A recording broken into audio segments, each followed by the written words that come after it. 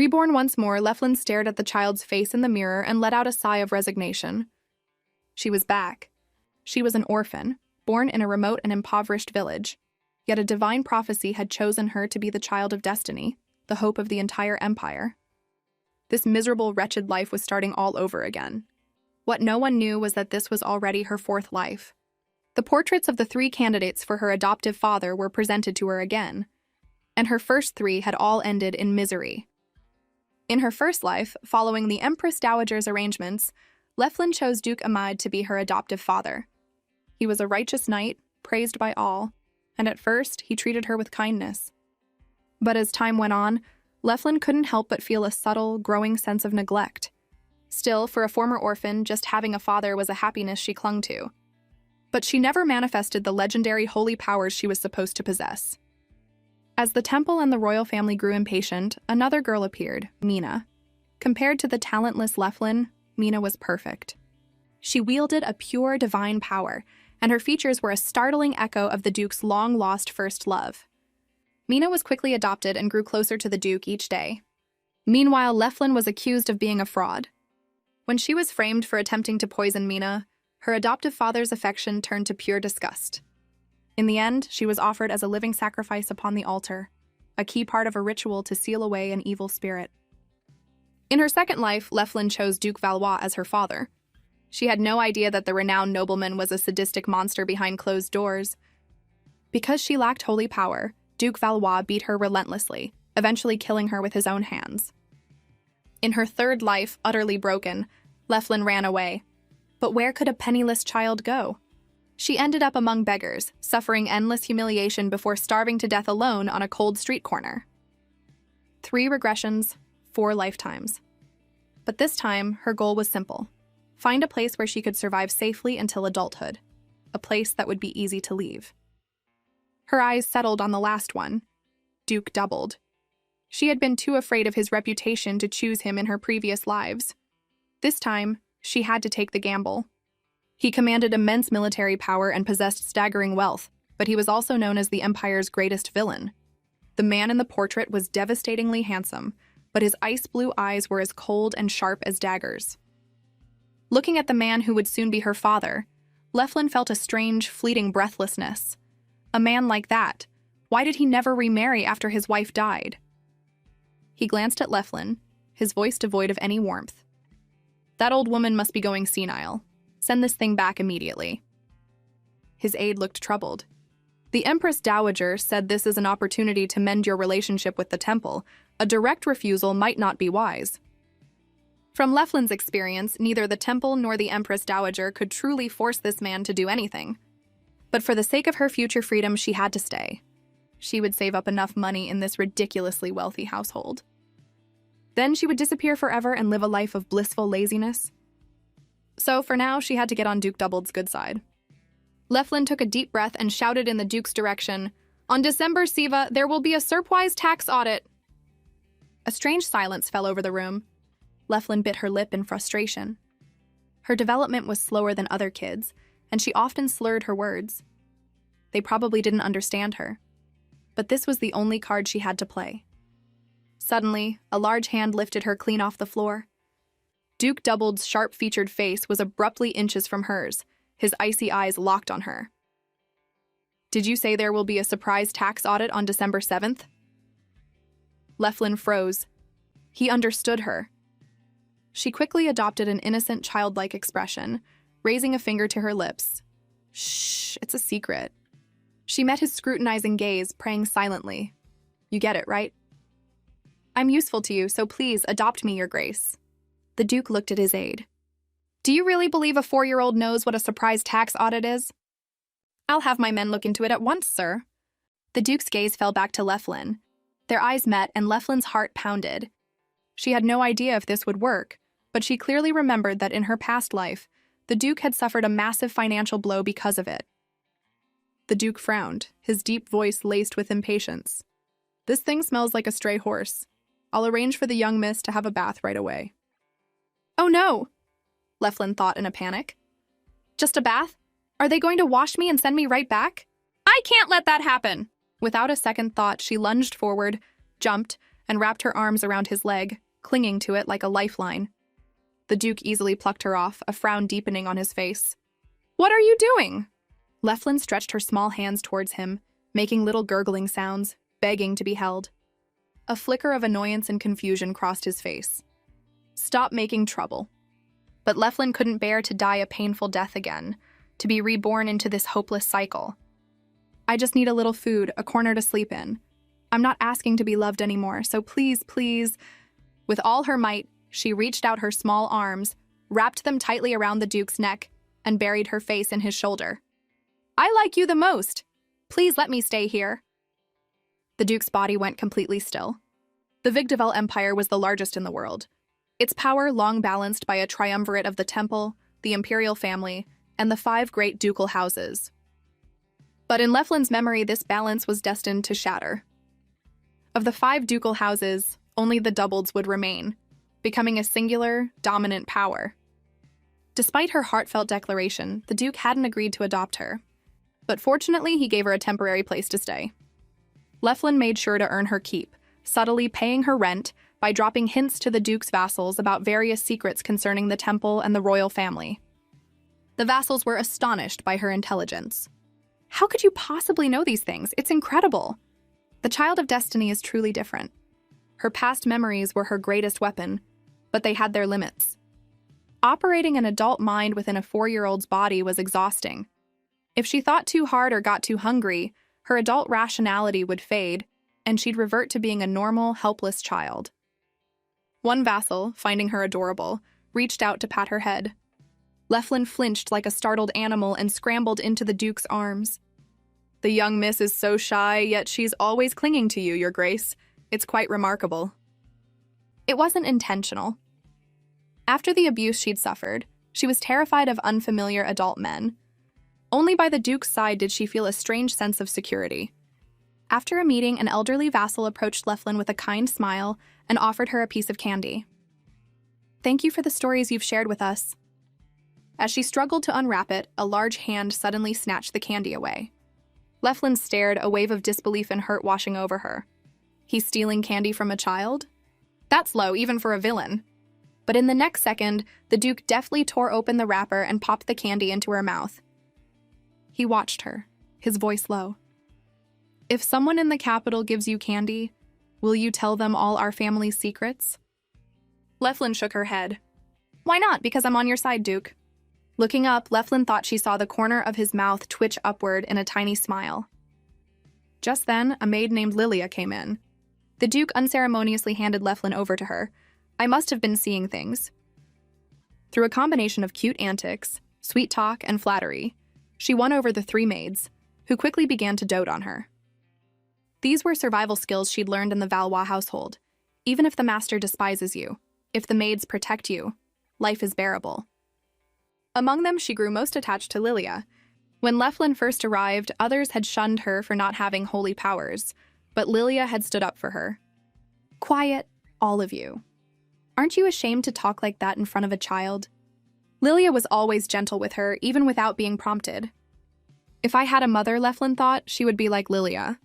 Late one night, Leflin was woken by the loud rumbling of her stomach. "Oh no. When I get hungry, I can't maintain my adult mind." She realized the maids must have let her sleep through dinner, not wanting to wake her. A wave of regret hit her. Once her mind became unstable, she would become a truly troublesome child.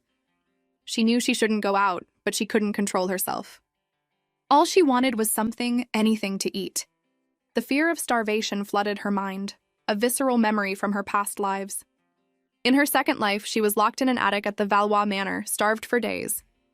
When she escaped in a desperate search for food, she was caught and beaten. In her third life as a beggar, she could only watch others eat before she finally died of hunger. Leflin fumbled through the dark manor, finally finding a hard, stale piece of bread in the servants' rest area. It was a treasure. She grabbed it and ran, planning to eat it back in her room where no one would see. But in her haste, she collided with something and fell to the floor. Leflin looked up and her breath caught in her throat. Duke Doubled was staring down at her, his gaze colder than the night itself. He seemed especially terrifying in the dark. Leflin stayed on the ground, instinctively clutching the bread to her chest, trembling. At that moment, she remembered a story Mina had once told while nestled on Duke Amid's lap. It was a story about a person sentenced to death for stealing a loaf of bread. Hearing Mina's carefree tone in her memory, Leflin felt a chill run down her spine. "What are you doing in my castle?" Leflin was shaking so hard she thought she might break. "This is it. I'm going to die." The Duke's voice was sharp as ice. "You're eloquent and clever. Could it be you're a spy sent by the Empress Dowager to watch my family?" "No, that's not it. I detest liars, especially those who pretend to be innocent while claiming they're on my side." The Duke stroked his chin, drawing out his words. "You little rat. What should I do with you?" Leflin curled into a tiny ball, pressing her palms together and begging, "I'm sorry, I shouldn't have stolen." The Duke frowned. "Stole what? Money? A holy relic? Military secrets?" But no matter what he asked, Leflin just kept shaking her head. He lost his patience. "What did you steal?" Sobbing, Leflin held up the item she'd been hiding. "I stole bread." The sound of soft crying filled the quiet room as Leflin nibbled on the stale bread, tears streaming down her face. The maid stood by, exchanging worried glances. Lilia stepped forward and explained quietly, "The young miss fell asleep early and missed dinner. So she woke up in the middle of the night and ate bread that the servants had thrown away." Lilia's face was pale as she bit her lip, looking as if she were the one at fault. The Duke sighed and reached a hand toward Leflin. But she flinched and immediately scrambled into Lilia's arms. The Duke's hand froze midair. There was a long silence. The little thing was so clingy before. Why is she suddenly like this? The butler offered a quiet explanation. "My lord, the young miss was likely frightened by what just happened." In truth, Leflin wasn't scared of the Duke, but for a terrifying moment, she had genuinely believed he was going to kill her. Seeing her still trembling, Lilia took a deep breath, as if steeling herself for battle. With the firm tone of a knight charging the enemy, she said, "My lord, the young miss needs to eat and rest. I will take her back now." The butler and the other maids stared, their eyes wide with shock. The Duke's gaze lingered on Leflin for a long moment before he gave a barely perceptible nod. The maids let out a collective sigh of relief and practically fled the room. As the head maid of the doubled estate, Lilia knew all too well how ruthless the Duke could be. Her bold move had left her own heart pounding with fear. Leflin looked up at her, full of guilt. "I'm sorry, Lilia. I was so hungry." Lilia pulled her into a tight hug, her voice soft. "Don't say that. Little babies need to eat a lot and sleep a lot to grow up strong." Tears of gratitude welled in Leflin's eyes. At that moment, her resolve to stay hardened. She had to stay, because Lilia was here. A few days after the bread incident, Leflin was back to her cheerful self, happily wandering the mansion and greeting the servants. That is, until she saw the Duke again. She immediately hid. "I have to be good, or he might kick me out." She was about to sneak away when the Duke suddenly spoke. "Wait." She froze. The aide, sweating slightly, tried to smooth things over. "My lord, perhaps if you called the young miss by her name, she might feel more at ease." Leflin pouted, thinking, "That's not it, Mr. Aide. He definitely doesn't know my name. I bet he never even looked at the adoption papers." "Follow me," the Duke said, walking to a door and pushing it open. "This is for you." Leflin hesitated, then peeked inside. It was completely dark. "He's not going to lock me in here for causing trouble, is he?" The Duke wouldn't be that petty, would he? "Leflin." The Duke suddenly said her name. She looked up, stunned. "He knows it." He held out his hand. In his palm were 2 pieces of candy. "There's plenty of this stuff in there?" The lights flickered on. Leflin gasped. The room was filled to the brim with cookies, candies, and snacks of every kind. Am I dreaming? The sweet aroma was overwhelming. Leflin's eyes lit up as if she had stepped into a fairy tale. She dove in, stuffing her cheeks until they bulged, her eyes closing in bliss. But feeling a little guilty about enjoying it all herself, she turned and stood on her tiptoes, offering a cookie to the Duke. He didn't take it. Instead, his gaze fell on her chipmunk-like cheeks, and he reached out, giving one a gentle pinch.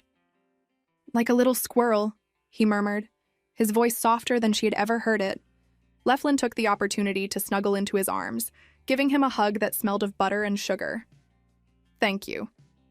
A faint, almost imperceptible smile finally graced the Duke's perpetually frozen lips.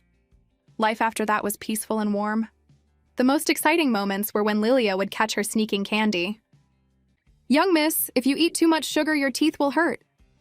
The old vassal, the one she called Grandpa, gave her an adorable elephant-shaped backpack. "Is this really for me?" "Thank you, Grandpa." Leflin looked so cute wearing it that everyone melted. But inside, she was already planning. "This will be perfect for carrying my things when I run away." One day, however, Lilia dressed her in an unusually formal outfit. "Today, you'll be officially introduced to all the vassals, young miss. And the other sponsored children will be there. You might even make a new friend." The sponsorship system was a tradition among nobles for scouting talent. Children who earned sponsorship received comprehensive training and support, making a spot in a top-tier noble house highly coveted.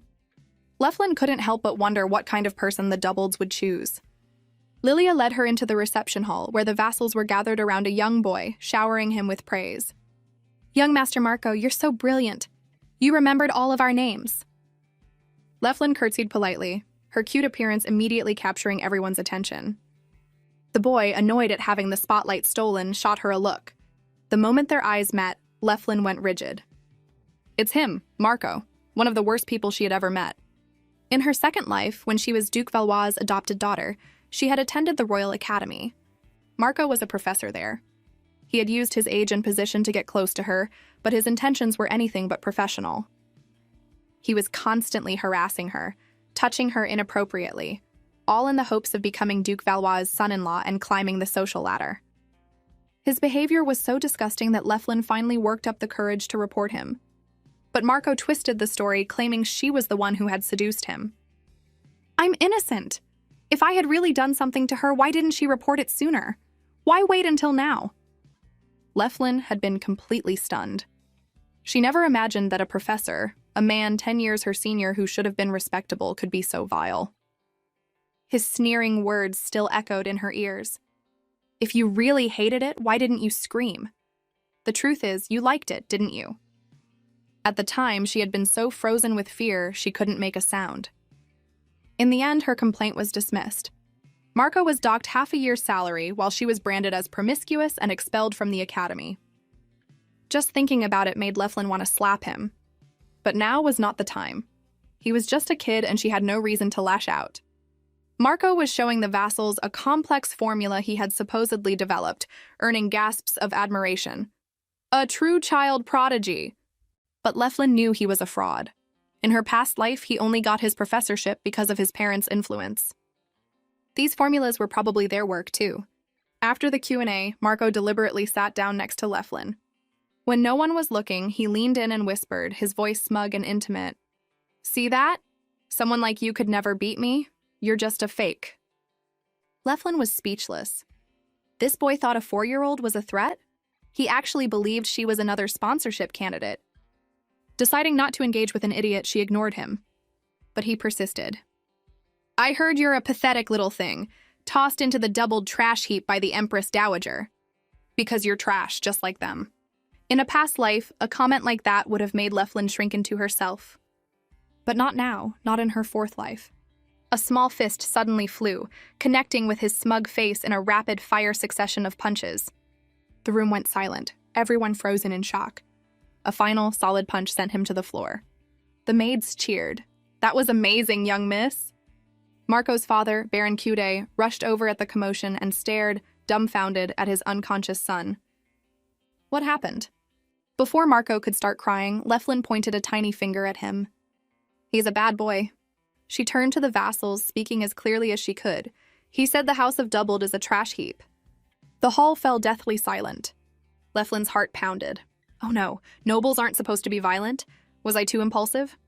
But in the next second, the maids and vassals were overcome with emotion. "Young miss, did you get angry to defend our honor?" Leflin blinked. Actually, she just really wanted to hit him. Marco scrambled to his feet, crying, "Nonsense, you're lying. I would never say such a thing." Just then, a cold voice cut through the air. "You dare speak so brazenly to a child under my protection?" The Baron nearly fainted, stammering that his son would never be so disrespectful. The Duke advanced, his gaze like a razor. "Since you are so certain, I'll give your son one chance." "Even if I cut out his tongue and gouge out his eyes, can you guarantee he's telling the truth?" Of course, if he can't prove it, the price won't be his to bear alone. Marco turned white as a sheet, trembling. I'll ask you one more time, the Duke said. Is my child telling the truth, or is she lying? It's true, Marco whimpered. The Baron's legs gave out. He grabbed the Duke's robes, begging for mercy. But the knights were already dragging him and his son away. In the vassal's eyes, Leflin's act of punching the arrogant boy was a heroic defense of the doubled family's honor. They showered her with praise. Her composure was simply magnificent. Leflin felt a little guilty, but she knew that if the Duke's closest confidants had a good impression of her, maybe the Duke would start to see her in a better light too. So adorable, one of the vassals said, reaching to pat her head. Leflin instinctively dodged behind the Duke. Another vassal chuckled. Don't you know? The young miss is afraid of unfamiliar men, but she's exceptionally close to his grace. Come to think of it, I believe she's only ever smiled for you. To be trusted so completely, I'm quite envious. A barely noticeable smile touched the Duke's lips, though he said coolly, What a hassle. Leflin's heart sank a little at his words, but things were looking up. She finally got permission to go shopping in town. Walking down the bustling street with the maids, Leflin was giddy with excitement. As they passed a toy store, a rabbit doll in the window caught her eye. Right, this should be the time of year it comes out. It was the kind of doll that would say, I love you, when you hugged it tight. In her first life, she had desperately wanted one. But Duke Amid, her father then, had told her, if we donated the money for this doll, we could save so many starving people. Do you still want it? Leflin could only shake her head. No, I don't. Duke Amid had smiled, satisfied. Good. Today you have gained not a toy, but a benevolent heart. But Leflin had really wanted that doll. And later, she had watched with a hollow heart as the Duke gave that very same doll to an 18-year-old Mina. He had smiled so brightly as he watched Mina hug it with childish delight. Young miss, we don't get out often. Would you like to buy a toy? Lilia's gentle voice warmed Leflin's heart. The store was filled with toys, and Lilia generously told her, Pick anything you like, young miss. Leflin looked around, her eyes wide with wonder, when something else caught her attention. All her past regrets could finally be put to rest. She could finally have the doll she'd always wanted. But as she reached for it, another item captivated her, an elegant carnation brooch. That's right, Thanksgiving is coming up. On that special day, children would give their parents carnations to express their gratitude. Leflin was torn. She wanted to buy the carnation for someone, but she couldn't bear to part with the toy. After a long moment of hesitation, she made a painful choice. I want to buy the carnation brooch. Lilia looked a little confused. Why this, young miss? Because I heard you're supposed to give them to people you like, Leflin replied earnestly, though her mind was already calculating. If I give this to Lilia, maybe my daily snack allowance will double. As for the Duke, I remember him calling me a hassle. Better not to bother him and make things worse. Clutching the carnation, Leflin planned to surprise Lilia back at the manor. Inside the Duke's estate, Count Ropner's carnation brooch was drawing attention from the other vassals. A carnation? Was it a gift from your daughter? Count Ropner puffed out his chest with pride. Of course. Tomorrow is Thanksgiving. This is the true joy of raising children, isn't it? Indeed. What are honor and wealth in comparison? There is no greater happiness than a child's love. Just then, the Duke approached. The vassals greeted him with smiles. One of them teased, Your Grace, surely you've experienced this same joy upon receiving a carnation? I pity those who never have. Don't you agree? I wouldn't know, the Duke replied, stopping the three men cold. I've never received a carnation brooch. He lowered his eyes, hiding a flicker of sadness. Not once, but you have 3 sons. The vassals laughed awkwardly.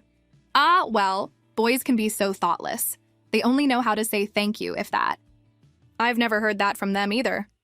The vassals fell silent, a wave of sympathy washing over them.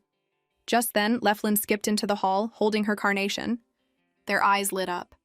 Your Grace, look, it's a carnation. You're finally going to receive one. The Duke looked over, but he saw Leflin hesitate and shrink back. The vassals tried to build the atmosphere. Young miss, what deep gratitude you must feel for your guardian to have gone out and bought a flower yourself. How touching.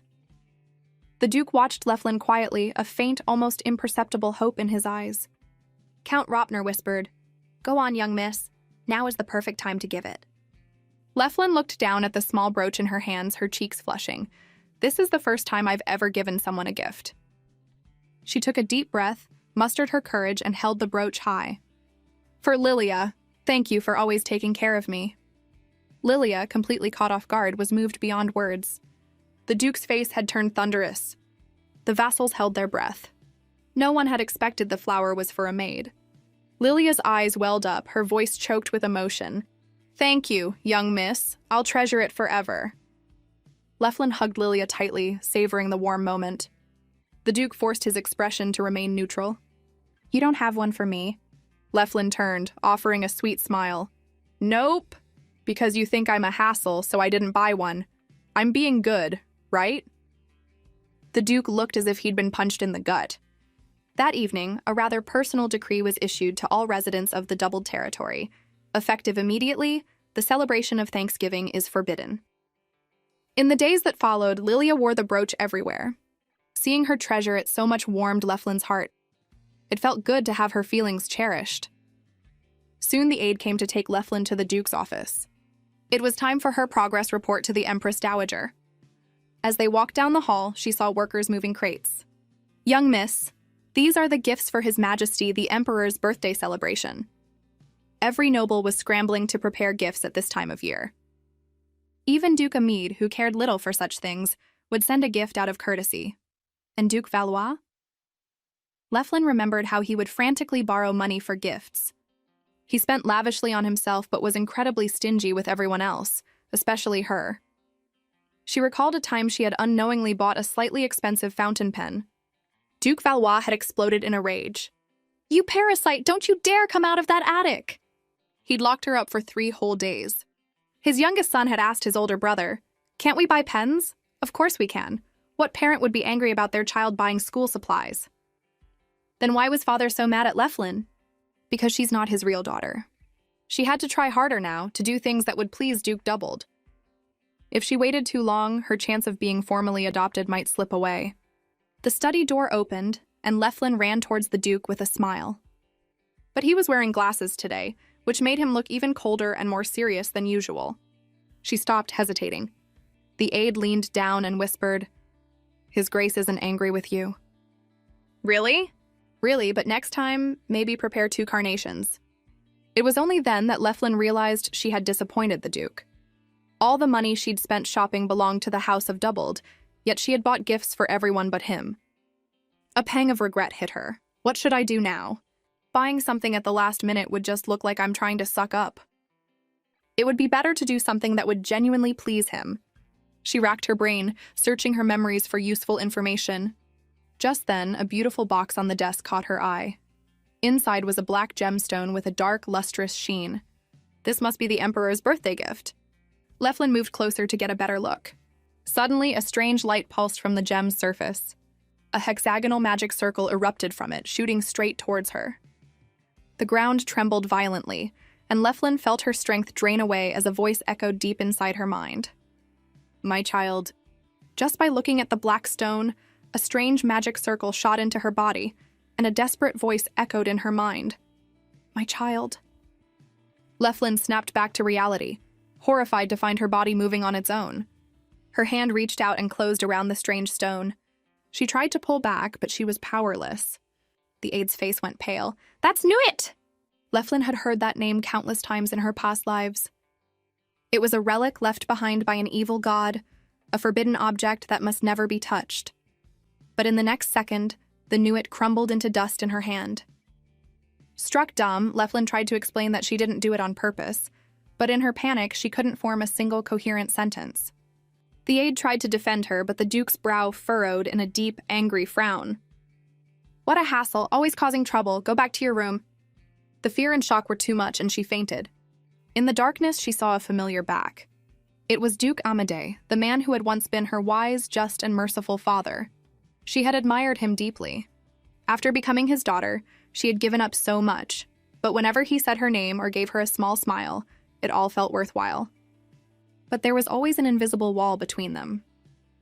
He gave her a home, taught her etiquette, and they occasionally dined together, but that was all.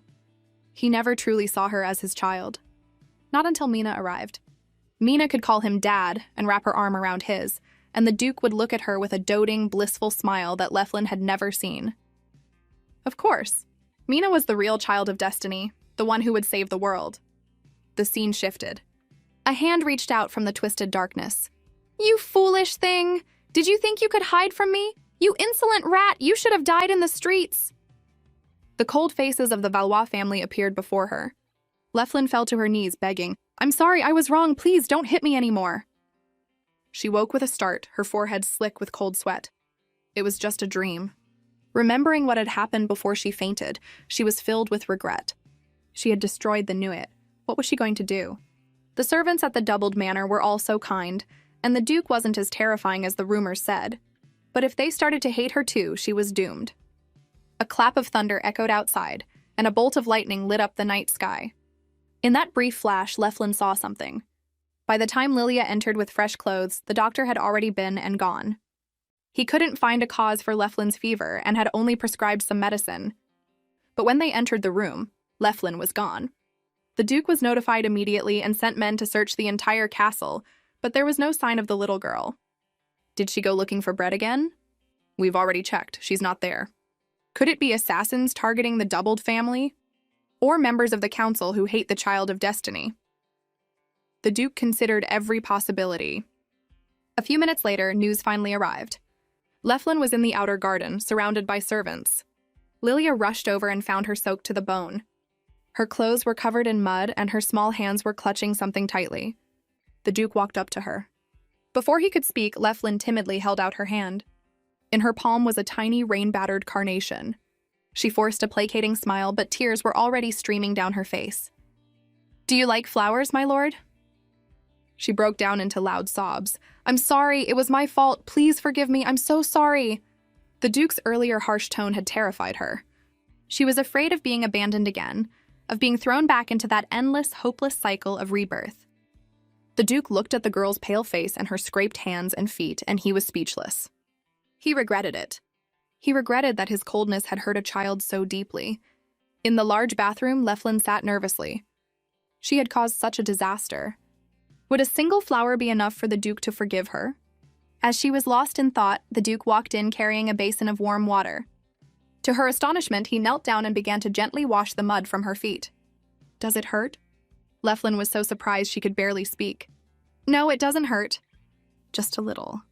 His movements became even more gentle. "Don't run around the castle at night anymore."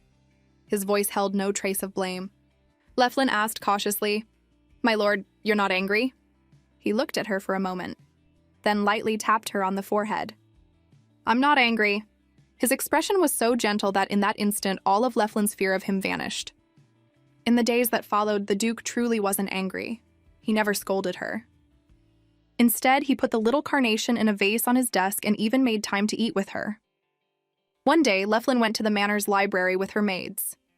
The maids began enthusiastically recommending books, but soon started arguing amongst themselves. Leflin quietly slipped away. She still had to pretend she couldn't read, so she figured she'd just pick a book with a nice cover. Suddenly, a strange, untitled book caught her eye. She curiously opened it. It described the most sacred achievement of the founding emperor, Frida Thurfer, defeating Van, the servant of the evil god. According to Van's records, 2 conditions were needed to manifest the evil god's power. First, contact with a divine object to awaken the dormant power. Second, a medium to channel that power. Reading this, Leflin felt a wave of nausea. Why did everything have to be connected to the evil god? The Empire's guardian deity was supposed to be the righteous Neliad, who had sealed the evil god away to protect humanity. But over time, the seal had weakened. To strengthen it, the power of the child of destiny, Mina, was required. And in her first life, Leflin had been the sacrifice for that very ritual. The memory of the bone-deep pain was something she could never forget. Just then, Lilia entered the library. "Young miss, His Grace is going to select a new gift for the Emperor. Would you like to come along?" Leflin arrived in the Duke's grand reception hall. Behind the throne hung a massive tapestry embroidered with ancient text, a commendation from the founding emperor for the Doubled family's role in pacifying the frontier. The tapestry was a symbol of the family's military might. Many other nobles had copied the practice, hanging similar decorations in their own manors. Greetings, Duke Doubled. A man dressed as a merchant entered the hall. Leflin froze. What is he doing here? It was Tulba, a legendary merchant who had risen from being a slave in a foreign kingdom. Tulba bowed respectfully. I am deeply honored to be summoned by you, Your Grace. We need something to replace the relic of the evil god, the new it. Then you've come to the right man. Only I, Tulba, could find such an item. But in her past life, she remembered he was later arrested for selling forged paintings to the royal family and had a long history of fraud. Leflin immediately felt on guard. He had his men bring in a wooden chest. Inside lay a milky white stone tablet. My lord, please look, this is a tablet upon which an ancient oracle was delivered. The vassals' faces lit up. A sacred object like this was a much more fitting birthday gift for the emperor than a relic of an evil god. The duke's brow twitched slightly. Is this truly an oracle stone? Of course, Tulba said confidently. Historical records mention such things, and it has been verified by the temple. It contains a powerful holy energy. I risked life and limb to bring this back from the ancient highlands. I was even attacked by monsters, but I never gave up because I knew someone would need its help. The duke's face was unreadable. Just name your price. Tulba slowly raised one finger. 100 million. The room gasped. 100 million was a figure on par with the national budget. Even for the doubleds, it was an enormous sum. But at the moment, they had no other replacement for the Nuit. As the vassals debated, a clear, childish voice piped up. Let me see. Tulba glanced at Leflin and chuckled. Ah, the child of destiny. It would be my honor. Please, have a closer look. Leflin approached, feigning childlike curiosity as she examined the tablet. Tulba smiled condescendingly. What do you think? Can you feel the divine power? Since you're the child of destiny, perhaps you can even read the ancient text. One of the vassals frowned. How could a child who can barely speak clearly read ancient writing? It was just a joke. The ancient language has been lost to time. No one can read it anymore. Just then, Leflin began to read the words on the tablet, one by one. Here lies Mr. Naiden, who dedicated his life to his family. May he rest in peace. The hall fell silent. Tulba froze. Leflin pointed at the tablet and looked up at him with a sweet smile. Mister, you're so silly. Why would you write something like this on here? She turned to the others. This isn't an oracle stone, it's just a gravestone. The vassals were stunned. Young miss, how can you read that? The ancient language was a mystery even to the highest priests in the temple. Only a handful of words were decipherable. It wasn't until 10 years later, when Mina appeared, that the forgotten language was slowly translated. Even then, only 3 people ever truly mastered it. The future crown prince, Adrian Ruelg, Duke Doubled's eldest son, John Doubled, and the third person, Leflin herself. The fact that Leflin could read the ancient text sent a shockwave through the room. Young miss, how did you do that? Where did you learn it? Tilting her head, she gave them an innocent look. I don't know, I can just read it. Her adorable, guileless expression immediately dispelled their suspicions. Who would suspect a 4-year-old of lying? Besides, Mina had used the exact same excuse in the future, and everyone had believed her, especially with the Child of Destiny title to back it up. But Tulba was panicking. Nonsense. The temple itself verified this is an oracle stone. How can you prove you really know the ancient language? Only the founding emperor was fluent in it. What makes you, a child, so special? Leflin smiled faintly. She turned and pointed to the grand tapestry hanging above the throne and read the embroidered ancient text aloud. May blessings be upon the one who bears the mission, Frida Anisith Sherman Caliad. The duke's hand tightened on the armrest of his throne, the founding emperor's full name. Everyone's expression changed. The emperor's middle name, Sherman, was proof of his tribal lineage, a tribe rumored to have been created by evil spirits. Even mentioning it was now taboo, and the royal family had erased the name from all official records. Only a very select few knew the emperor's full name. Of course, Duke Doubled was one of them. The fact that Leflin could read it proved she was telling the truth. This is absurd. Could she really be the child of destiny? I thought she was just clever, but this is something else. So that merchant, Tulba, was trying to swindle us? Seeing his scam exposed, Tulba frantically tried to save himself. I came here under the guidance of the gods, the duke sneered. How amusing. You demand proof from a child, but when it's your turn, all you can offer is the will of the gods. Tulba was sweating profusely. Leflin shook her head. Give it up, mister. You're finished. The Duke rose slowly, his eyes like ice. It seems I've become quite popular lately. Even the flies are trying to land on me. Guards, take this divine offering to the dungeons. I want to know the truth about that stone, even if we have to crack him open to see if a god is hiding inside. Faced with the Duke's wrath, the terrified merchant confessed everything before the torture even began. It turned out he had been trying to buy a specific holy relic from the Pope, but the price was astronomical. In his desperation, he had concocted the absurd scam. Leflin was curious. What kind of relic would drive a man to such a reckless scheme? When she saw the blueprint, she froze. It was an etwal. The very same kind of relic that, in her past life, had allowed Mina to unleash her incredible power. It was the symbol of the Child of Destiny.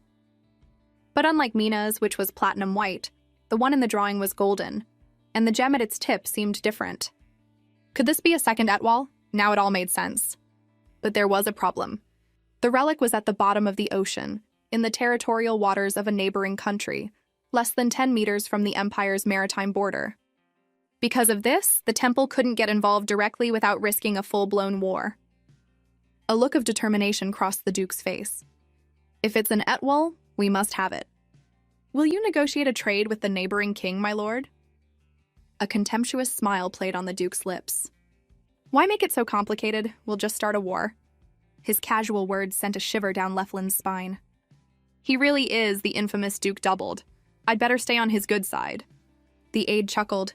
We have the young miss to thank for this. If you hadn't broken the Nuit, we might never have known about a second etwal. His words made Leflin pause. Does the Duke think that way too? If so, maybe this is the perfect time to ask him to adopt me. Gathering her courage, she gently tugged on the Duke's sleeve. My lord, can you hold me? The Duke looked down, a little surprised, and saw the pleading look in her clear blue eyes.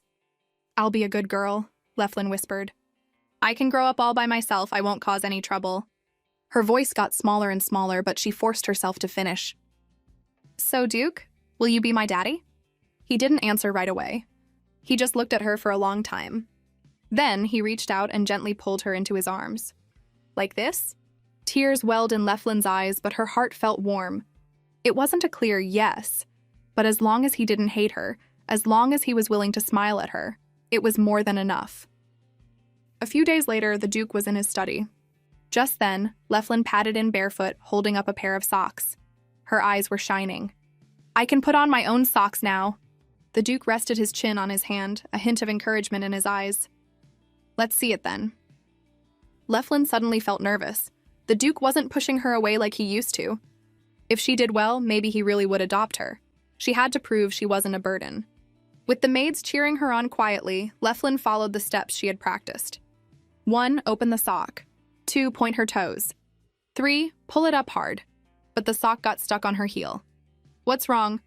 It worked perfectly when I practiced. Under the gentle gaze of the vassals, Leflin pulled with all her might, but the sock wouldn't budge. Seeing them trying to stifle their laughter, she felt a wave of humiliation. This is so embarrassing. Don't worry, young miss, you really did it before. The Duke looked at her flushed face. In my castle, he said in his usual strict tone, I do not tolerate a lack of progress. Leflin understood his severity. He was even stricter with his own 3 sons. The second and third sons had already been sent to a prestigious academy in the capital. Meanwhile, the eldest was attending a boarding school abroad. While I'm away inspecting the territory, you will practice, the Duke instructed. Yes, I won't disappoint you. Her determined little face made the surrounding vassals' hearts melt. I envy you, your grace. The young miss truly adores you. As the Duke turned to leave, the corner of his mouth lifted in a slight smile. The next day, the Duke departed. Leflin continued to practice putting on her socks, looking forward to showing him her progress in 20 days. But then, she overheard an argument from a nearby corridor. This is absurd. How dare a priest from the temple show up without the master's permission? There's nothing I can do, they're here to take the child. The knight's voice was full of regret. Can't they wait until his grace returns? But the other voice was cold. The Pope is currently the child's legal guardian. A guardian does not need the Duke's permission to retrieve his ward. Overhearing this, a chill washed over Leflin. They're taking me away? The doubled family's rapid rise to power was thanks to their unique and rigorous educational methods, which molded family members into ruthless warriors from a young age. Theodore Doubled, the current head of the family, was the closest to perfection the lineage had ever produced. He possessed unparalleled magical ability and a perfectly balanced physique. In just a few short years as Duke, he had doubled the family's fortune and, in pursuit of the family's ideal, had completely purged himself of emotion. At a regional inspection post, the Duke's knights were eating, when a faint magical pulse caught their attention. They quickly zeroed in on a nervous-looking man in the crowd. Non-military magic items are forbidden, didn't you know? Faced with the knight's sharp question, the man clutched the item to his chest. It's just for communication. Lady Leflin's maid asked me to buy some fabric and gave it to me. You need a communication spell to buy fabric? Stop making excuses. Let me see it. In the ensuing struggle, the device accidentally activated. A screen of light appeared, showing Leflin's sweet, adorable face. In the video, she was carefully repeating words after her maid. Duke. Her tiny voice and focused expression instantly melted the hearts of all the knights. She's so cute, isn't she? The maid sent it to me as a thank you for helping with the fabric. From a distance, the Duke watched, his face expressionless. A vassal sidled up to him. My lord, don't you find the young miss to be exceptionally cute? Most people would, I suppose, the Duke said, then shot the man a cold glare that silenced the room. He didn't find anyone cute. He didn't even understand the emotion. It was just that the child, who seemed as fragile as glass, had a way of capturing his attention. Seeing the Duke's frown, the reporting knight quickly changed the subject. My lord, a group of bandits has been active near the edge of our territory. It's not my territory, so it's not my problem, the Duke said impatiently. Be that as it may, they've been kidnapping children, so I was concerned. Before he finished speaking, an image flashed in the Duke's mind. Leflin, captured by bandits, looking at him with teary eyes, begging for help. His expression hardened. Anyone who dares cause trouble near my lands, he said, his voice turning deadly cold, will not be spared. Not a single one. Yes, my lord, how far should we extend the cleanup? To the border of the Lockhill territory will suffice. But then he remembered Lockhill had a popular garden where noble ladies often visited. What if Leflin was there and ran into bandits? Well, it wouldn't hurt to extend a little goodwill to our neighbors. Clean up Lockhill as well. Then again, when Leflin was older, she might want to learn to ride. Just past that territory was a plain perfect for it. What if she was attacked there? And at the end of the plain was a river she could play in. What if she wanted to go there someday? Finally, he gave the order, his face a blank mask. Just clean everything up to the Nogus River. And so, because of a single offhand comment, the knights embarked on a long bandit-slaying campaign that took them hundreds of miles away. Meanwhile, back at the manor, Leflin had learned that the temple was coming for her, and she was in a full-blown panic. She dug out the elephant backpack her grandpa vassal had given her, and decided to enact her escape plan ahead of schedule. When Lilia asked what she was doing, she couldn't tell her the truth. This was something she had to do alone. The Empress Dowager would side with the temple, and the Duke wouldn't oppose both of them just for her, especially since he wouldn't be back for 2 weeks. Once the temple took her, they would send her to the Valois household. If she entered that nightmare again, she would never escape. She snuck into the kitchen and asked a maid to fill her water bottle. Then she ran to the snack room the Duke had made for her and stuffed her backpack with as many cookies and candies as she could. Finally, she retrieved a bag of money hidden behind a curtain, all the allowance the vassals had given her. Young miss, what are you playing at? Lilia's voice came from behind her. I'm not packing a bag, Leflin blurted out, immediately giving herself away. Lilia looked at her with pity and pulled her into a hug. Young miss, this is a chance for you to grow up in a better environment, with parents who will love you. You're so adorable, I'm sure everyone there will adore you. But Leflin knew the truth. No one at the Valois Manor would love her. She'd rather fall into a cesspit than go near that place. But she couldn't ask Lilia for help. Lilia was just a commoner. Helping her would only put her in danger. Hearing that Leflin was leaving, the maids gathered around, crying and hugging her. Leflin looked at them all, remembering her time in the manor. Compared to the misery of her past lives, this place was heaven. Once she left, she would never see these warm, kind people again. If the Duke were here, would there be a chance? At that thought, she finally broke down and sobbed. Duke, I miss you so much. Nearby, Lilia silently recorded the scene with a communication device. The men from the temple had arrived. Despite her desperate wish to stay, the moment of departure had come. The maids tearfully said their goodbyes, stuffing her bags with food and blankets. A priest from the temple approached with a false smile. I have come on the Pope's orders, Lady Leflin. Have you been well? It must have been difficult, living in a place without the protection of family. But do not worry, we have found someone who will raise you with love. Duke Valois will be your benevolent father. Leflin's face went white. Raise me with love? That man will treat me like a slave. The temple was only choosing the Valois family so they would have an easily controlled ally when she eventually awakened her powers. The painful memories of her second life made her tremble. The priest grabbed her wrist to pull her along. I don't want to go. Leflin resisted, but the man's grip was brutally tight. Lilia tried to step in, but was blocked. Seeing Leflin's defiance, the priest dropped his mask. If you keep making a fuss, he hissed, you will be cursed by the gods. Bad children get the whip. His words were so similar to what Duke Valois used to say. The smell of alcohol, the whistle of a belt cutting through the air, the endless terror in the dark, the memories flooded back, making it hard to breathe. The priest squeezed her cheeks, forcing her to look at him. What is wrong with you? Just then, a cold voice cut through the tension from the doorway. Take your hands off my daughter. Everyone turned. Duke Doubled was striding towards them, his face dark with fury, flanked by his aide and knights whose eyes were fixed on the priest. The priest tried to remain calm. Leflin has been assigned to the care of Duke Valois. Before he could finish, several knights surrounded him, the tips of their swords at his throat. The Duke's presence was suffocating. Did I give you permission to speak? Duke, Leflin cried, tears in her eyes. The Duke's gaze fell on her reddened wrist, and his eyes narrowed. A sickening crack echoed through the room, followed by a scream. The Duke had snapped the priest's arm. Go back and tell the temple, he said, scooping Leflin into his arms, that from this day forward, this child is under the protection of House Doubled. And the next time you wish to discuss her, bring the holy knights with you. He gently wiped the tears from her cheeks, his voice softening slightly. You're an ugly crier. You're only barely tolerable after you've washed your face. With that, he turned and carried her back into the castle. The aide unceremoniously threw the whimpering priest out the door. Back inside, the butler rushed forward to take Leflin, but she clung to the Duke, refusing to move. Only in his arms did she feel safe. Lilia explained that she was just frightened and needed a moment. Then all of you leave, the Duke said. Lilia and the butler froze. My lord, are you sure? The Duke looked down at the pathetic, tear-streaked face in his arms, and a faint smile touched his lips. She likes me best, doesn't she? Once they were alone, Leflin remembered what he had said. My daughter.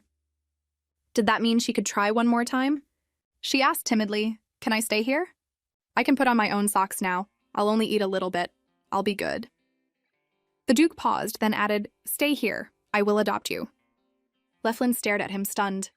His expression was calm, yet it felt so warm. As the fire crackled in the hearth, a hand gently stroked her back, and the gesture was so tender it made her want to cry. Surrounded by this sense of peace, Leflin finally fell into a deep, untroubled sleep. A few days later, Leflin excitedly held up a notebook. Lilia had helped her write her new name inside, Leflin Doubled. She was officially adopted. Duke Doubled was amazing. He had broken a priest's arm, yet nothing had happened.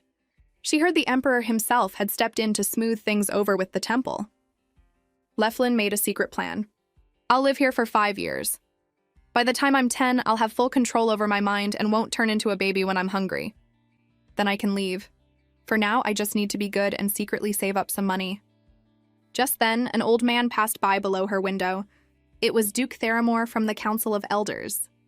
As she peered out, his sharp eyes met hers, and an inexplicable shiver went down her spine. She felt like she'd seen him somewhere before. The maids quickly drew the curtains. It's not good for them to see you, young miss. We can't have you going through the same bloodline education as the young masters.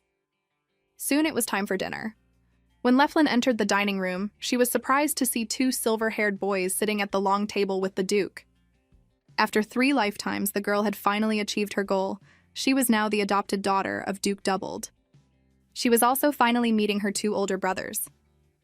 Henri, the second son, had delicate features and a gentle smile. Isaac, the third son, was stern and seemed uninterested in everything. Though they both had the family's silver hair and blue eyes, their personalities were polar opposites.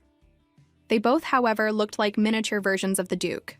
The eldest son was still studying abroad. The Duke made the formal introductions. "This is Leflin." Henry smiled softly. "Hello, Leflin. It's nice to meet you." He nudged Isaac, who was busy shoveling food into his mouth. Isaac gave a curt nod. Leflin knew that all three of Duke Doubled's sons were extraordinary. They didn't need the family name to reach the pinnacle of the empire. Henri, even as a youth, would come to control the empire's finances, becoming the head of a branch family by his early 20s. Duke Amid had despised him, calling him a cunning fox who exploited legal loopholes.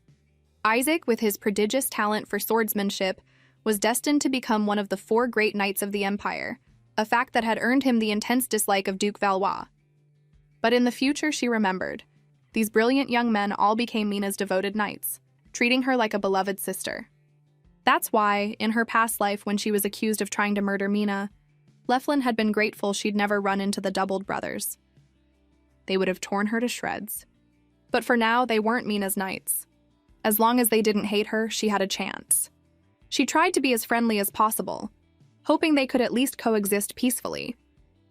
However, after dinner, when the three of them were alone, the atmosphere shifted. Isaac glared at her, while Henri ignored her completely. Feeling uneasy under his stare, she was about to say something when Isaac spoke. "Hey, do you know how to eat a carrot?" Leflin blinked, then timidly nodded. "So you're a rabbit, then?" Henri sighed. "You're such an idiot." Leflin, who had crept closer, overheard him. She peered over his shoulder and saw him scribbling complex formulas and numbers on a piece of paper. Noticing her, Henri stopped writing. "Do you need something?" "No, I was just curious what you were doing." Isaac snorted. "Trying to secretly make more money, right?" "I'm building a contingency fund, you idiot," Henri retorted calmly.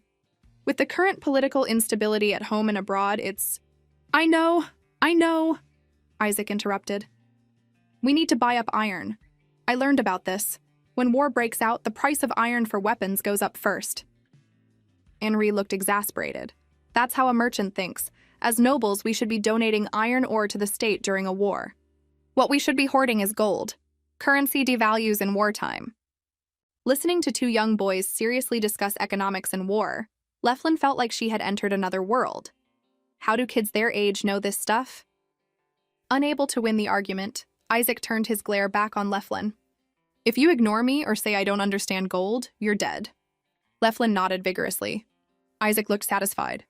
"And don't act all high and mighty just because you're the child of destiny. I'm super strong, you know."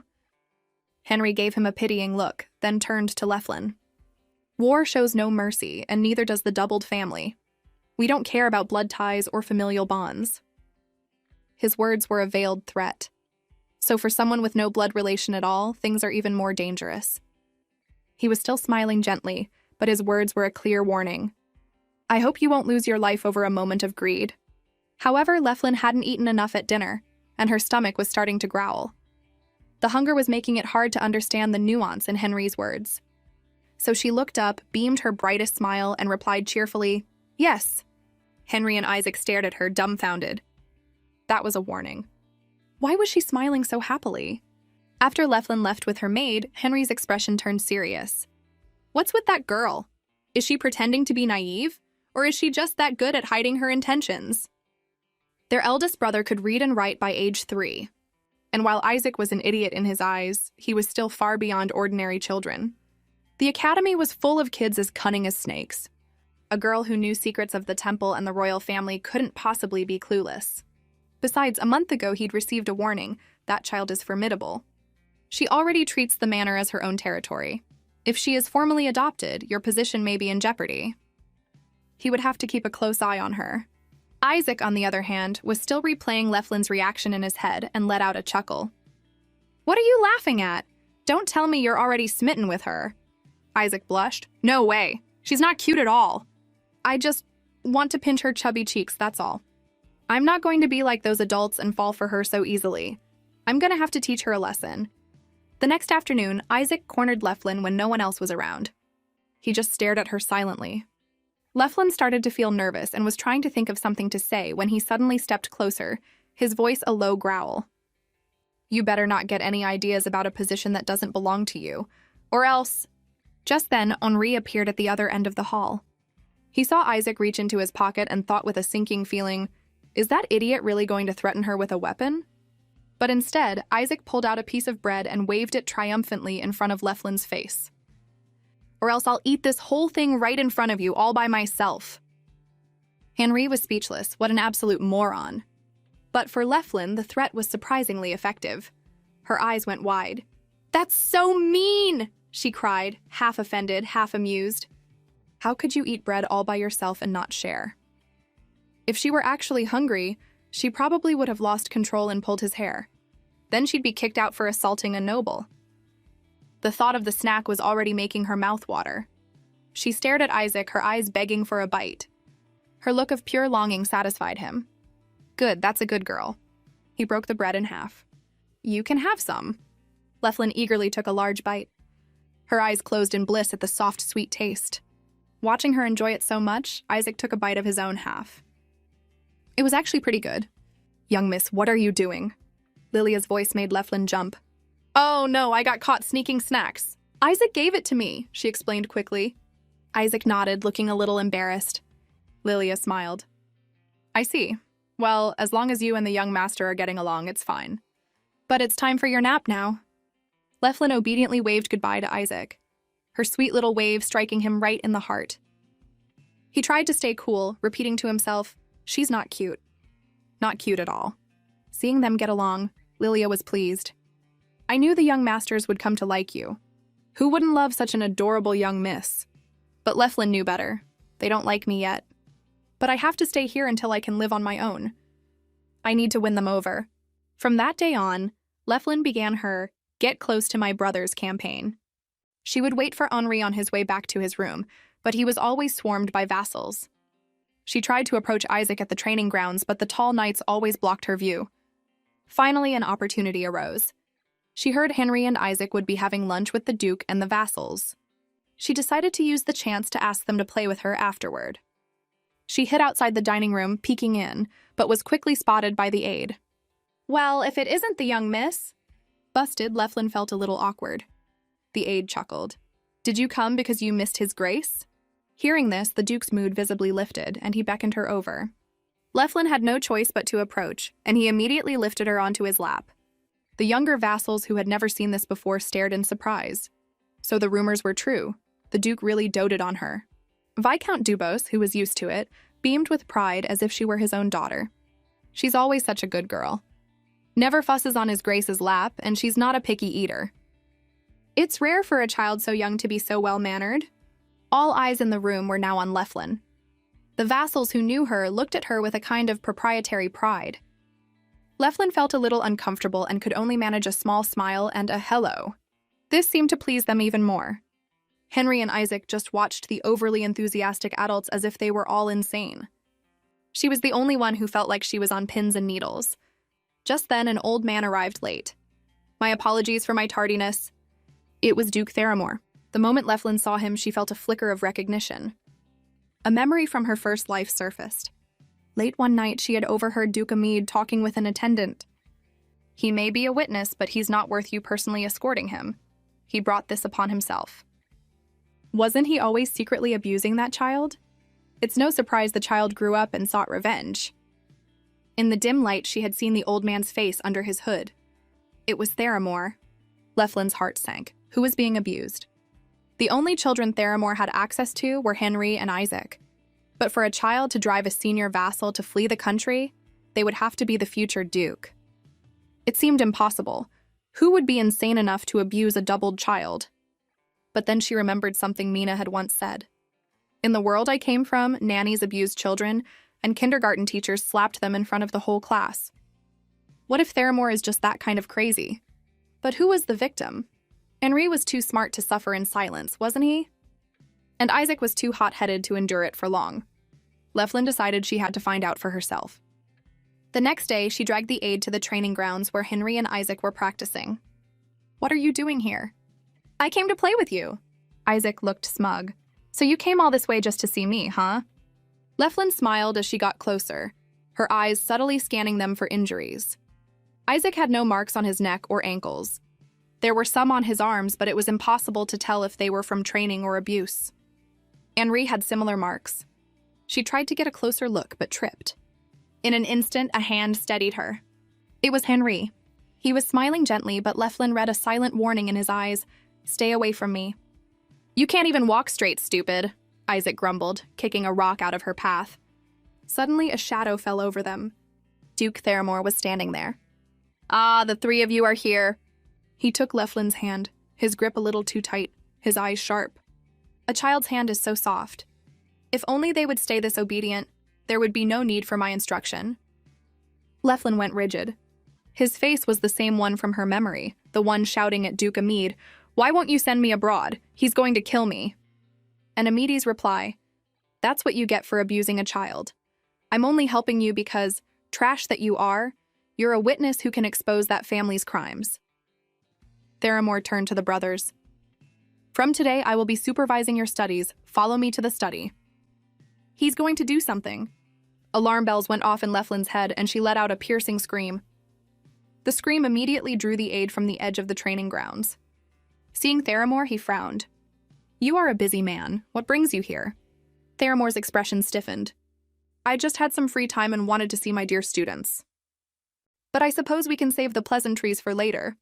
He turned and left, as the knights nearby exchanged serious looks.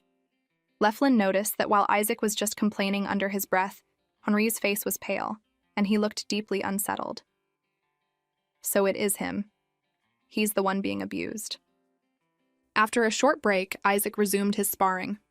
Leflin watched with Henri, her mind racing. Should she tell the Duke? She had no proof. The bruises could easily be explained away as training injuries. If she made a baseless accusation, they'd just think she was a troublemaker. It would be best if Henri confessed himself, but it seemed like he was deliberately hiding it. With his intelligence, he should have been able to get rid of Theramore if he wanted to. Suddenly, a blue aura erupted from Isaac's sword. Leflin's eyes widened. That was a power only the elite holy knights of the temple could wield. He'd mastered it already. Isaac swung his sword wildly. His opponent, a knight, begged for mercy. "Young master, please." But Isaac wasn't stopping. "Losers don't get to surrender. If you lose, you die." The sword aura swept out, and the knight barely dodged. Isaac pressed his attack. Leflin looked worried. Isaac, catching her expression out of the corner of his eye, faltered. "Did I scare her?" He reluctantly lowered his sword. "My turn," Henri said, stepping into the ring. Leflin was curious. If he was being abused by that old man, how strong could he be? Henri didn't draw his sword. He simply raised his hand, and a powerful ball of magic formed in his palm. With a sharp look, he unleashed the energy, blasting his opponent off his feet. "Match over! Henri wins!" Leflin was dumbfounded. He's this strong? Then why is he letting Theramore abuse him? Just then, Henri's opponent was swapped for an old veteran. Leflin expected another easy victory, but to her surprise, Henri began to lose ground. Even with her limited knowledge of swordplay, she could tell the veteran's technique was far sloppier than the previous opponent's. Why was Henri struggling? The other knights chuckled, assuming Henri was going easy on the old man. The veteran's brow furrowed in anger. "Don't you dare look down on me." He raised his sword and brought it down with all his might. Henri dodged, but the blade still grazed his stomach. He gripped his sword, about to counterattack, when his face suddenly went pale. He froze, as if he'd seen a ghost. In that split second, Leflin dashed forward, shielding him with her small body. The sword stopped just inches above her head. The entire training ground fell silent. "This isn't training!" Leflin yelled at the veteran. "Losing your temper like this is just violence." The old soldier looked ashamed. "You're right. An attack driven by emotion is not training. It's violence. I concede the match, young master." But Henri said nothing. He simply turned and walked away. Finding a quiet corner, he looked down at the cut on his stomach, his brow furrowed. Leflin followed him. "You're hurt. We need to put something on that." Henri just stared at her. "Are you afraid of doctors?" she asked. The question seemed to strike a nerve. "Why would I be afraid of doctors?" he snapped. "I just hate old men." Leflin froze, and then everything clicked into place. In her first life, she had overheard Duke Amid talking about the doubleds. I despise them, especially the former patriarch, Cain doubled. That man killed his own son, Chris, right in front of his grandson, just because Chris was different. He said a flawed child had no reason to exist. If the grandson present that day was Henri, his extreme reaction to old men made perfect sense. No matter how smart he was just a child then.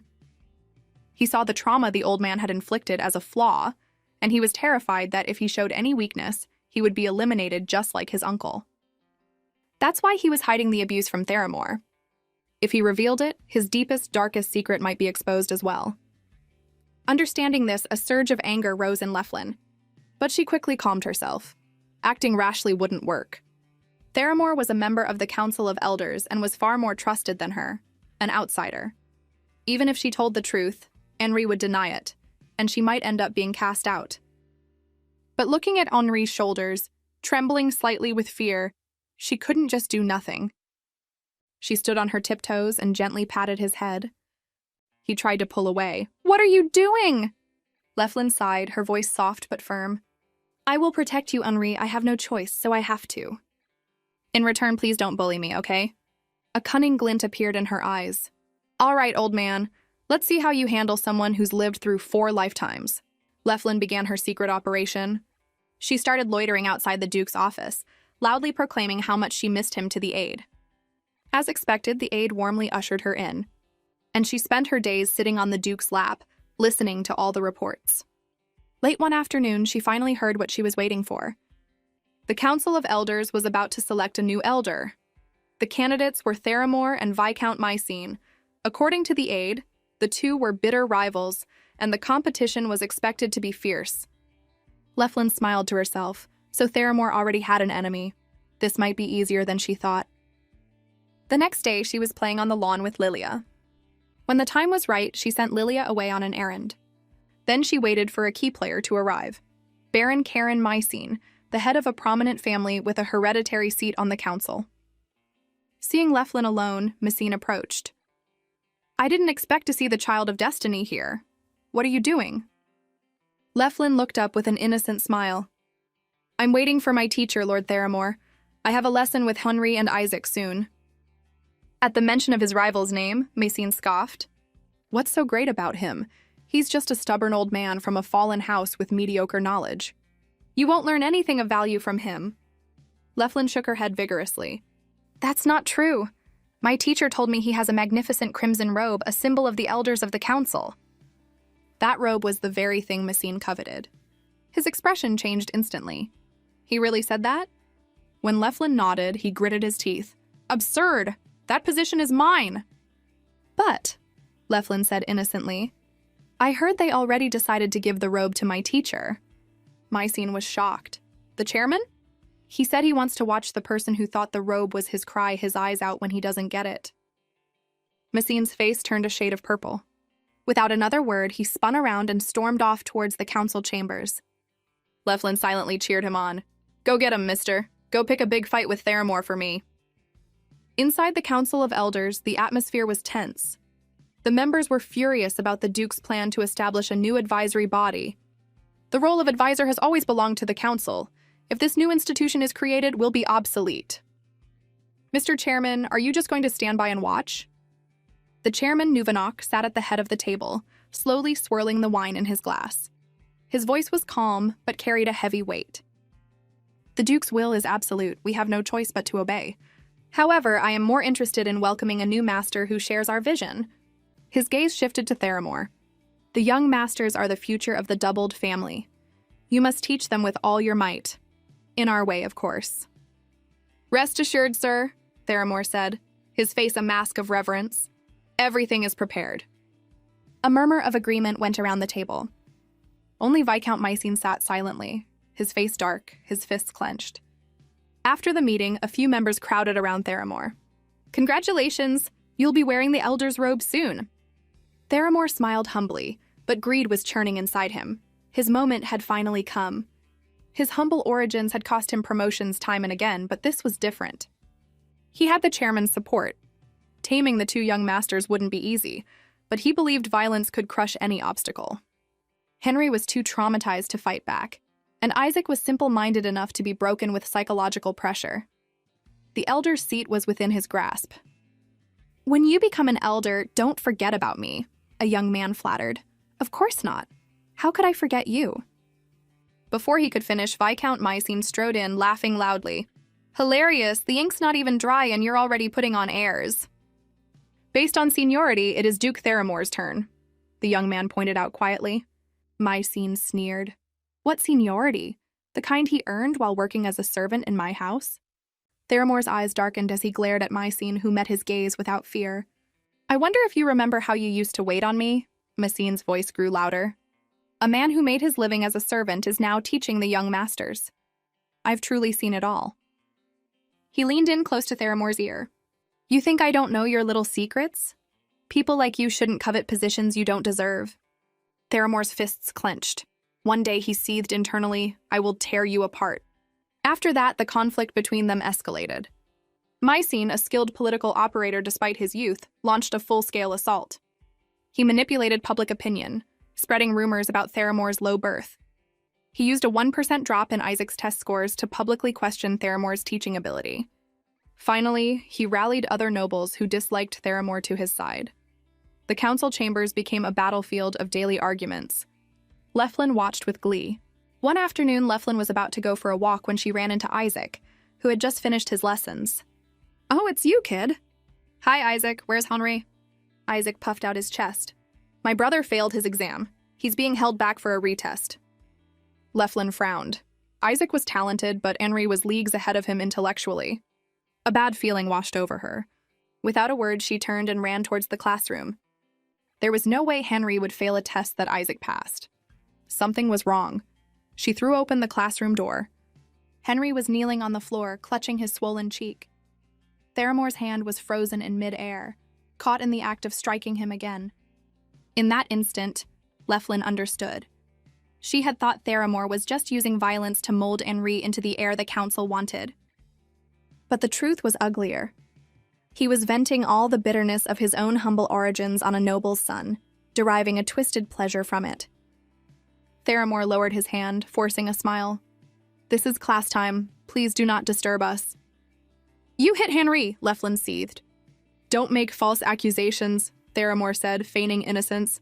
"I would never lay a hand on the young master." "I saw you." He stroked his chin, his tone mockingly light. "I did no such thing. But even if I did, it would merely be a loving correction." Leflin's eyes darted to a fountain pen on the desk. In the next second, she grabbed it and stabbed it deep into the back of Theramore's hand. He roared in pain. "What are you doing?" Leflin spread her small arms, shielding Henri. Her eyes were like ice. "Just a loving correction." "You little—" Henry stared in disbelief at the small figure standing protectively in front of him.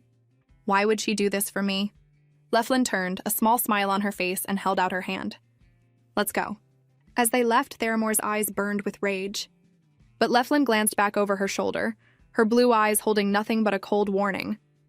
"You just wait. The Duke is going to find out you've been abusing Henri." Once they were in the hall, Henri was still in shock. "Henri, we need to see a doctor," Leflin said, her voice full of concern. He violently shook her hand off. "Are you crazy? Aren't you scared? Theramore is a vile man. He'll get revenge on you." "I'm not scared." Leflin knew all too well that the real pain wasn't the physical blow, but the scar it left on the heart. The fear of when the next beating would come was worse than any physical injury, worse than hunger or fever. She had lived that same terror. She couldn't ignore it in someone else. Her eyes started to well up. "Let's go tell the Duke, okay?" Henry's heart clenched. He wanted to say something, but in the end, he just shook his head and pushed her away again. "Shut up. Don't tell anyone what happened today." He turned and ran. Theramore stalked down the corridor, seething. That damned girl. She's not a normal child. That suffocating presence, those cold, calculating eyes. She wasn't the child of destiny, she was a demon. "But you think I'm afraid of a little brat like you?" He stormed to the Duke's office. As he was about to knock, he heard Leflin's tearful voice from inside. "Please, Your Grace, I'm begging you." Then, the Duke's low question, "Did Theramore really do such a thing?" Theramore's blood ran cold. She already told him? He burst into the room. "Please wait, my lord. I would never do such a thing." The aide and Viscount Mycene, who were also in the office, turned to look at him with sharp, accusatory eyes. This is bad, Theramore thought. They've heard something. My lord, this is all the young Miss's scheme. I would never lay a hand on the second young master. He looked toward the Duke and saw him holding Leflin, his expression turning cold. Mycene looked confused. The second young master? What are you talking about? I mean, I feel I am being treated unfairly, Theramore stammered. But when he saw the challenging look on Leflin's face, he realized his mistake. The cunning little brat hadn't told the Duke about the abuse at all. She had just laid a trap, and he, in his haste to defend himself, had walked right into it. From the beginning, she never intended to be the accuser. She had only been there for a few months, an outsider from the rival temple. He had served the family for a lifetime. In a battle of trust, he would win. Henri was too traumatized to speak up, and she knew her word alone wouldn't be enough. So she had goaded him into making a slip, planting a seed of doubt in the Duke's mind. Mycene stepped forward. We were just discussing how you scolded and frightened the young miss over a minor mistake. But you keep bringing up the second young master. Are you hiding something else? Why are you so flustered? Theramore was cornered. Mycene turned to the Duke. My lord, his behavior is highly suspicious. This concerns the young master's education. If he cannot prove his innocence, we cannot entrust him with this duty. The aide agreed. The Duke's gaze, sharp as a blade, fell on Theramore. An investigation was ordered. No matter how much Theramore pleaded, it was too late. As Theramore left the office, he muttered, "Damn it all." Noticing Leflin following him, he snarled, "You little brat, you really think I'll let you get away with this?" Leflin blinked innocently. "What are you going to do?" "I'm going to expose you as a demon sent by the temple." A defiant smile played on her lips. "So you admit you're a loser? Who's going to believe a loser?" Theramore realized with a jolt that he had lost not only the Duke's trust, but the Council's as well. Even if he revealed the truth about her, no one would believe him. He grabbed her arm in a rage. "You damned mutt!" Leflin's smile widened. "How did you know my nickname was Mutt? You touch me and I'll bite you." Theramore froze. That was not the look of a child. "I suggest you let go," she said, her voice low, "or I won't mind stabbing your other hand too." The sheer force of her presence emanating from such a tiny body made him instinctively take a step back. Leflin scoffed internally. "You really think I'm just a kid?" The news that Theramore had been abusing the Duke's son spread quickly. Nobles, led by Viscount Mycene, demanded his immediate suspension. Even the chairman of the council wanted nothing to do with him. In the end, Theramore was suspended pending an investigation. This meant the new elder would be Viscount Mycene. As a result, his attitude towards Leflin became much warmer. "Young miss, is there anything I can do for you? If you need anything at all, please let me know." "I owe all of this to you," he said with a grateful bow. Leflin understood immediately. He thought she had secretly helped him. It seemed she had inadvertently gained a powerful ally. She had to make sure he was firmly on her side. She looked up at him, her eyes shining. "Viscount Mycene, will you punish that mean old man for me?" "Of course," he said, puffing out his chest and lowering his voice conspiratorially. "I've already given him a stern lesson. He won't be showing his face around here again." "You're amazing," Leflin gushed, her face a mask of pure adoration. The over-the-top praise made Mycene's heart flutter. "When I grow up, I want to be a cool adult just like you." Trying to suppress his excitement, Mycene said, "Young miss, even if you don't need help, please let me know if there is ever anything I can do for you." Leflin celebrated silently. She had successfully recruited a key player to her team. Now she needed to check on Henri. She crept to the study door and peeked in, but a hand landed on her shoulder from behind. "What are you doing?" It was Isaac and Henri. "Are you trying to spy on us?" "No, I was just coming to see you," she denied quickly. She had heard from the maids that Theramore was coming to the castle today for the investigation, and they were worried about her safety. Leflin was worried too. She couldn't let him get near Henri again. Isaac pouted. "So you heard the news then?" Leflin nodded. The rumors about what Theramore had done to the young masters were all over the castle. "So, where did you hear that today's snack was cake?" Isaac asked.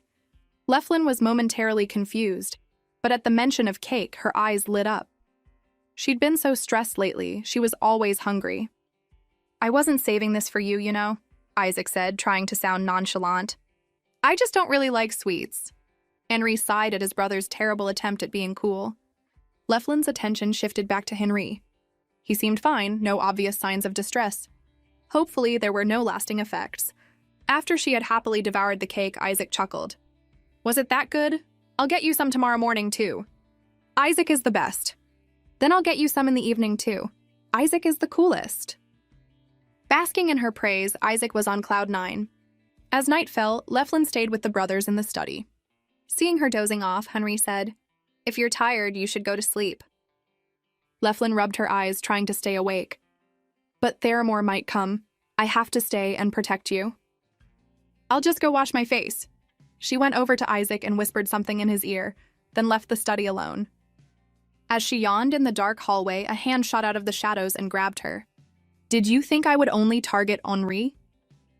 Theramore's hoarse voice rasped in her ear, thick with hatred. He dragged her into a small side room and pulled out a blue stone. Leflin recognized it immediately, a blue spinel. It was a special gem used to extract holy power, often incorporated into sacred artifacts.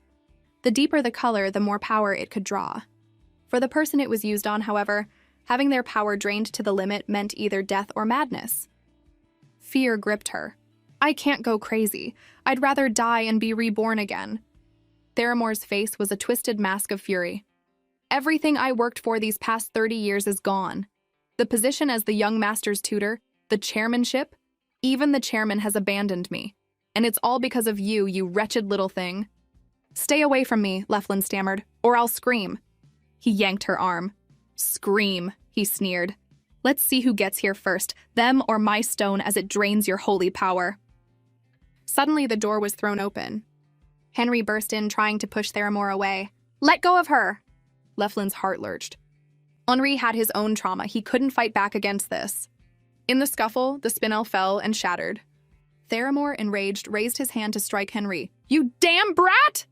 Leflin lunged forward to stop him, but at that exact moment, the door to the room was blasted off its hinges. The Duke strode in, his face a thundercloud with his aide and Lilia right behind him. Theramore's face went white. He stumbled back. How did the Duke get here? It was all part of Leflin's plan. She had stayed up late not just to protect Henry, but because she knew Theramore would come for her. She had told Isaac to go get the Duke. It was all over now.